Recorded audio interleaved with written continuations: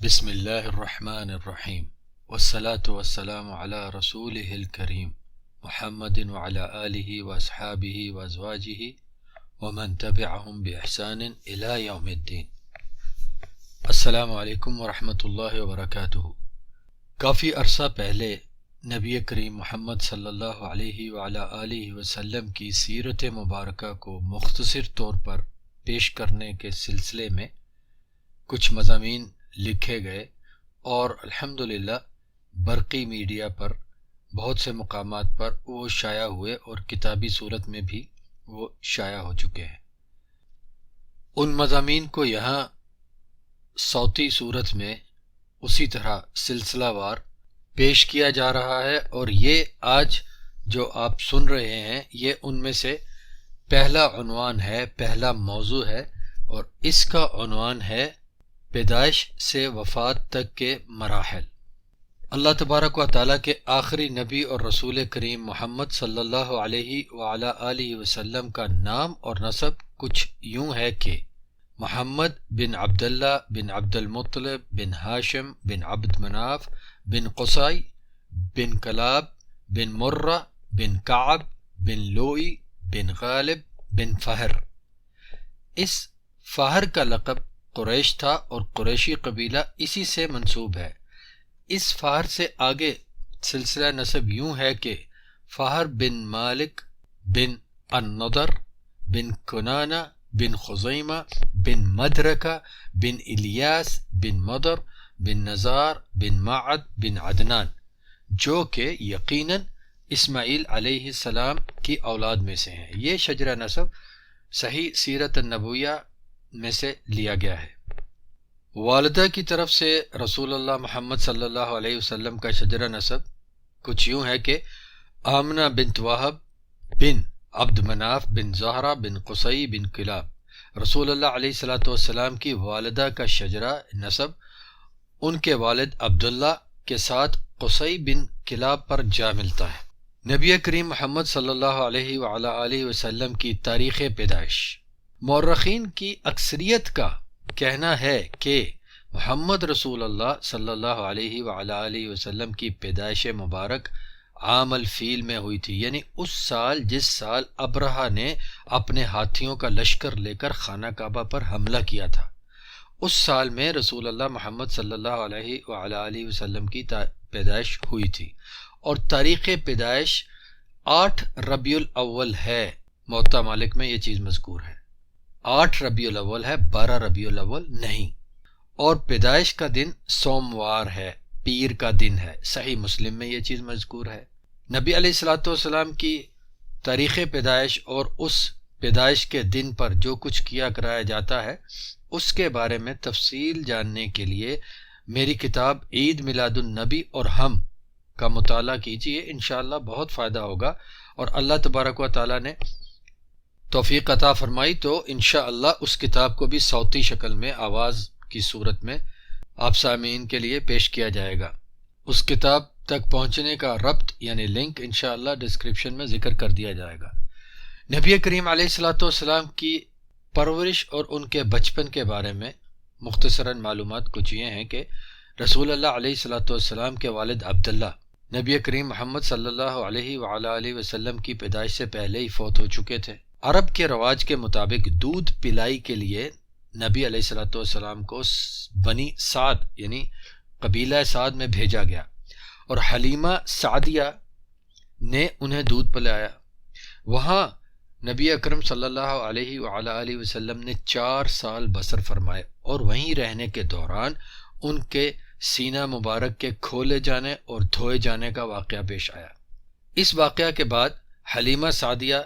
نبی کریم صلی اللہ علیہ وعلی آلہ وسلم کو واپس مکہ لے آئیں، اور جب رسول اللہ علیہ السلام 6 سال کے ہوئے تو ان کی والدہ ان کو لے کر ان کے ننہال مدینہ روانہ ہوئیں، اور راستے میں الابوا کے مقام پر وفات پا گئیں۔ پھر ان کی خادمہ ایمن نے ان کی نگہداشت اور پرورش کی، اور ان کے دادا عبد المطلب نے ان کی کفالت کی۔ 2 سال گزرنے کے بعد عبد المطلب بھی فوت ہو گئے۔ اس کے بعد عام تاریخی روایات کے مطابق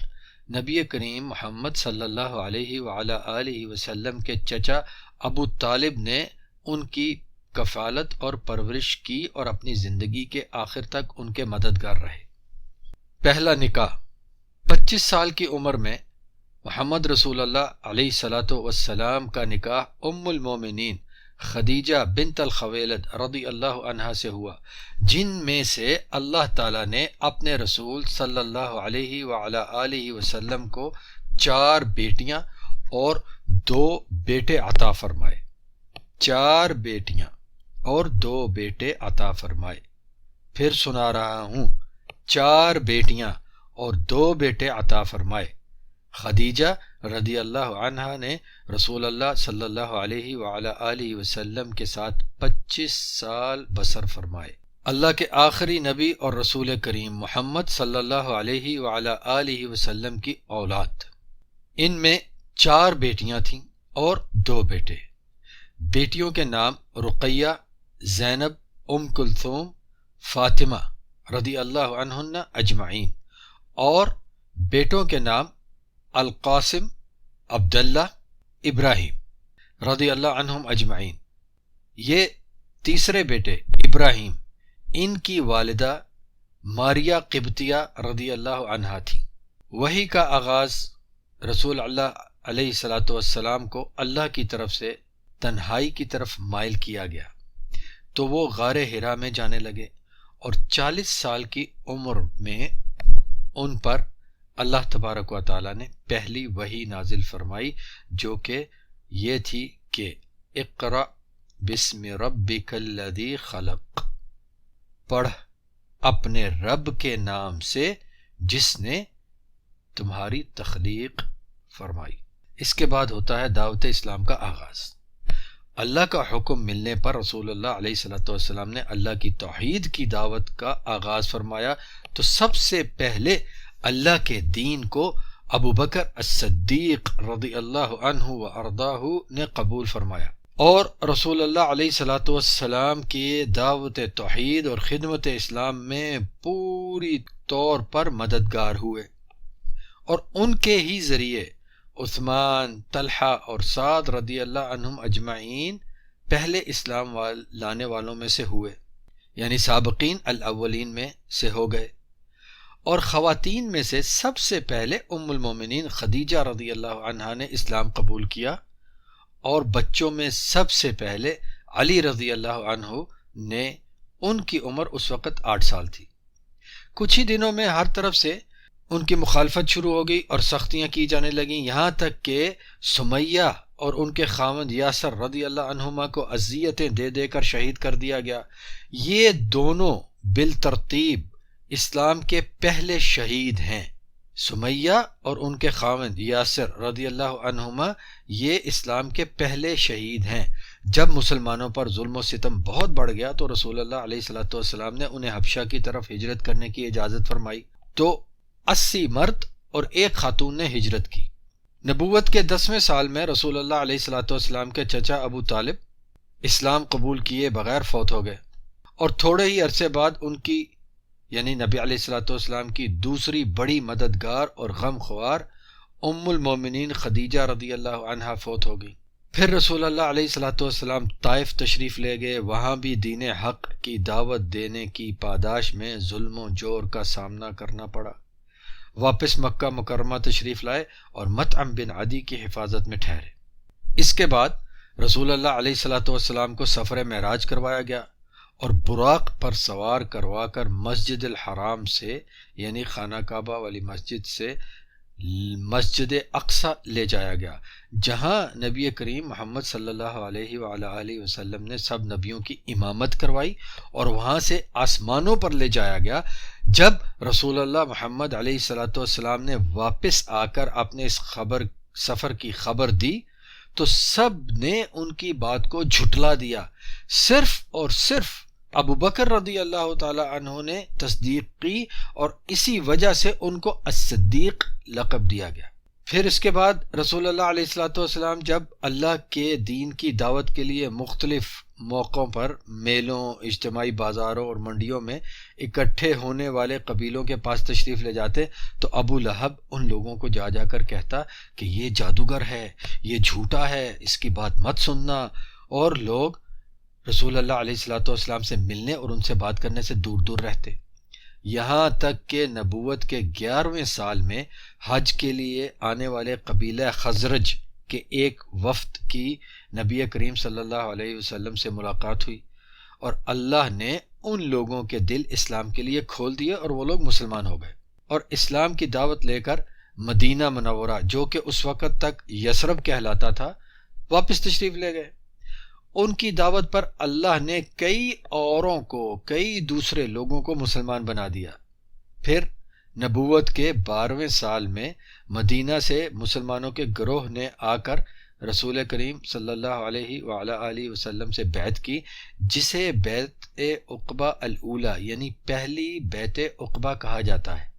اور ان لوگوں کے ساتھ اسلام کے اور رسول اللہ صلی اللہ علیہ وعلی آلہ وسلم کے پہلے پیغمبر، پہلے سفیر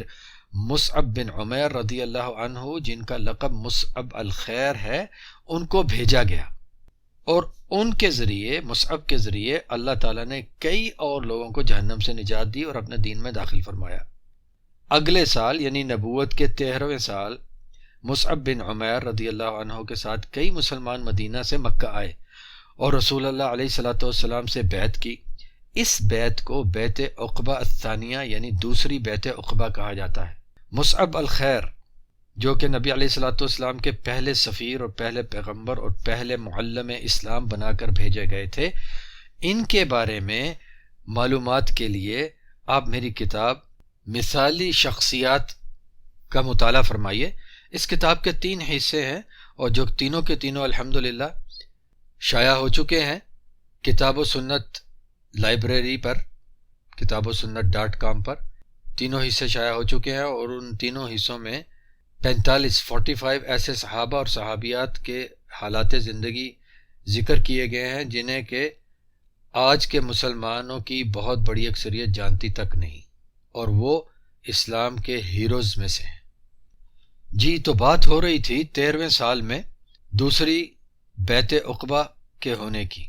اس کے بعد رسول اللہ علیہ الصلوۃ والسلام نے اپنے صحابہ رضی اللہ عنہم اجمعین کو مدینہ ہجرت کرنے کی اجازت مرحمت فرما دی، تو سب مسلمان ہجرت کر گئے، یہاں تک کہ مکہ مکرمہ میں صرف رسول اللہ محمد صلی اللہ علیہ وسلم، ابو بکر اور علی رضی اللہ عنہما رہ گئے۔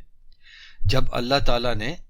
اپنے رسول محمد صلی اللہ علیہ وسلم کو ہجرت کی اجازت عطا فرمائی تو نبوت کے 13ویں سال میں 27 صفر کی رات میں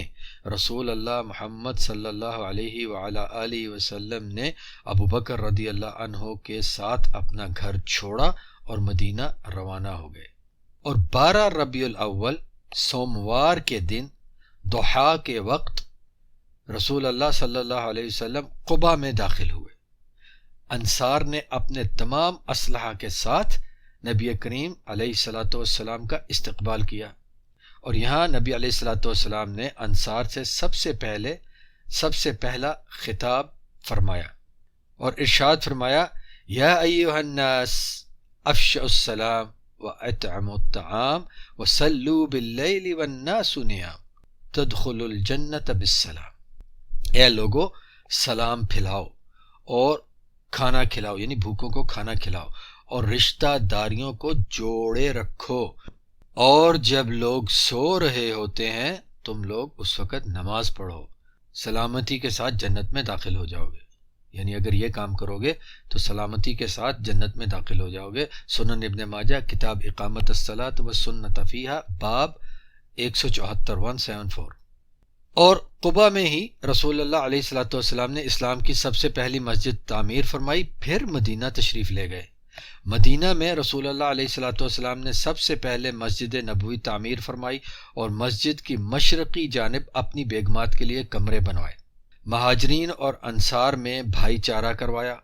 یہودیوں کے قبیلے بنو النضیر، بنو القینقاع اور بنو قریظہ کے ساتھ معاہدے فرمائے اور ان معاہدوں کو باقاعدہ لکھوایا۔ اسی سال شعبان میں اللہ تعالیٰ نے رمضان کے روزے اور زکوٰۃ فطرانہ فرض فرمایا، اور رسول اللہ علیہ الصلوۃ والسلام کی خواہش کے مطابق مسجد الحرام خانہ کعبہ والی مسجد کو مکہ مکرمہ کو قبلہ مقرر فرمایا۔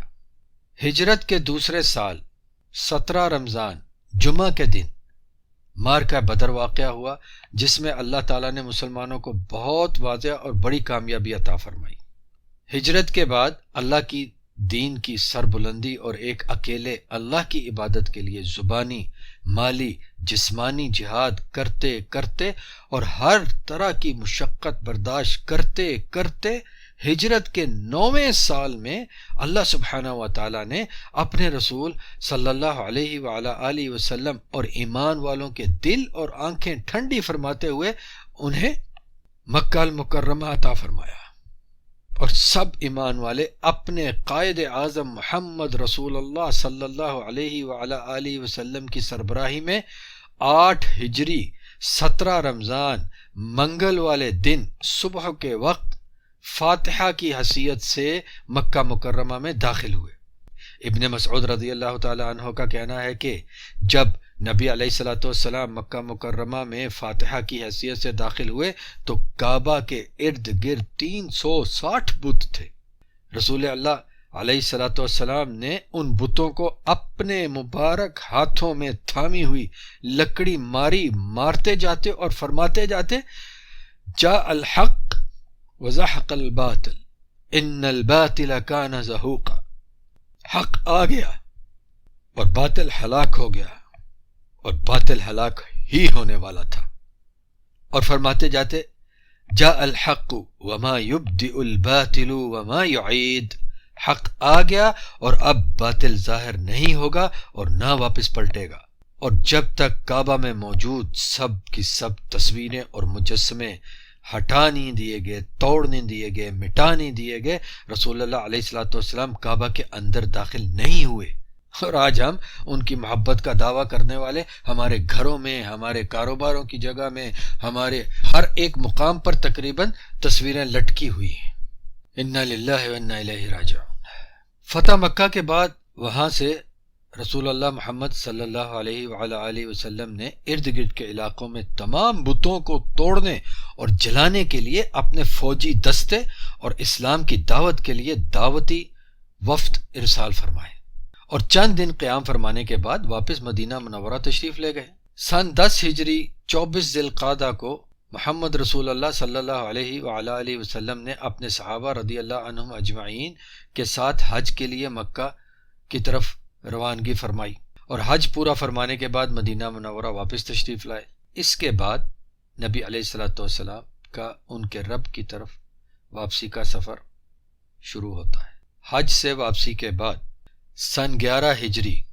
سفر کے مہینے میں رسول اللہ محمد صلی اللہ علیہ وعلیٰ آلہ وسلم کو جسمانی تکلیف شروع ہو گئی، اور اپنی بیگمات سے اجازت طلب فرما کر وہ اپنی بیماری کے دن اپنی محبوب بیوی عائشہ رضی اللہ عنہا کے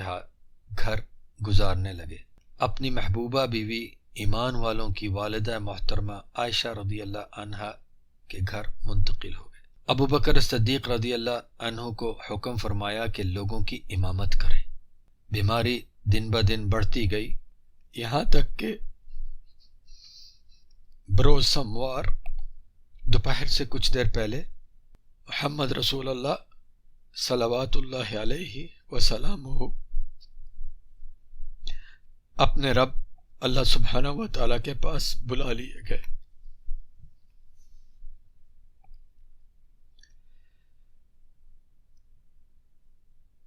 رسول اللہ صلی اللہ علیہ وعلیٰ آلہ وسلم کی میت مبارک کو ان کی قمیض میں ہی غسل دیا گیا، اور غسل دینے والے ان کے چچا العباس کے بیٹے الفضل اور قثم اور علی بن ابی طالب، اسامہ بن زید، اوس بن خولی، اور رسول اللہ علیہ الصلوۃ والسلام کے غلام شقران رضی اللہ عنہم اجمعین تھے۔ اور کیفیت یہ تھی کہ علی رضی اللہ عنہ نے نبی اکرم صلی اللہ علیہ وعلیٰ آلہ وسلم کے جسم مبارک کو اپنی گود میں بٹھا رکھا تھا، اور اپنے سینے کی ٹیک دے رکھی تھی، اور العباس اور ان کے دونوں بیٹے رسول اللہ صلی اللہ علیہ وعلی آلہ وسلم کے جسم مبارک کو پلٹاتے، غسل دیتے، ملتے، اور علی رضی اللہ تعالی عنہ بھی ان کا ساتھ دیتے، اور اسامہ اور شقران پانی ڈالتے رضی اللہ عنہ اجمعین۔ غسل کے بعد رسول اللہ محمد صلی اللہ علیہ وعلی آلہ وسلم کو 3 کپڑوں میں کفنایا گیا، جن میں نہ قمیض تھی نہ عمامہ۔ دفن کی جگہ کے بارے میں صحابہ رضی اللہ عنہم اجمعین کوئی فیصلہ نہ کر پا رہے تھے کہ ابو بکر رضی اللہ عنہ نے فرمایا، میں نے رسول اللہ صلی اللہ علیہ وسلم کو یہ فرماتے ہوئے سنا کہ ما قبض نبی الا دفن حیث یقبض، جہاں جس نبی کی روح کو قبض کیا جاتا ہے وہیں اس کو دفن کیا جاتا ہے۔ یہ سن کر صحابہ رضی اللہ عنہم اجمعین نے رسول اللہ علیہ السلام کی چارپائی اٹھائی اور اسی جگہ پر قبر کھودی، جس میں لحد، چھوٹی سی جانبی قبر بھی کھودی گئی۔ اس تیاری کے بعد صحابہ رضی اللہ عنہم 10 کے گروہ کی صورت میں حجرہ شریفہ میں داخل ہوتے اور رسول اللہ علیہ السلام کی نماز جنازہ پڑھتے۔ مردوں کے بعد خواتین نے اسی طرح نماز پڑھی، اور خواتین کے بعد بچوں نے۔ رسول اللہ علیہ السلام کی نماز جنازہ کی امامت کسی نے بھی نہیں کروائی، بلکہ سب نے اپنے اپنے طور پر الگ الگ نماز پڑھی۔ ادائیگی نماز میں منگل کا سارا دن گزر گیا، اور اس کے بعد بدھ کی رات، یعنی منگل اور بدھ کی درمیانی رات کا کافی حصہ بھی گزر گیا۔